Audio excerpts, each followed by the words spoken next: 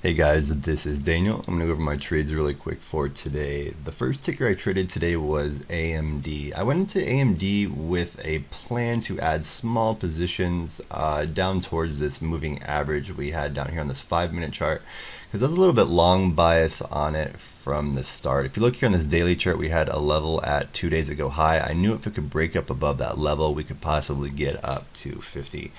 And it didn't end up working out. I did end up getting stopped out, and that's what happens when you trade bias instead of the price action. The second trade I took was Tesla, and Tesla ended up working out really well. I love trading this setup here. So it dropped down below VWAP, it created a low of day, and here's high of day at that time. It came back up, couldn't break up above high of day, and this is also high of pre-market. So when it came back down and broke down below low of day, I knew it was going to be a short, so I started covering a few pieces in this area here, and then I started covering at half and whole numbers, with the ultimate goal being this daily level here where I exited with the rest of my position. That level's 2 days ago high. Look, as you can see, these levels are awesome. It came down, hit it, and bounced right off it and came back up. And those are my trades for today. Have a good day.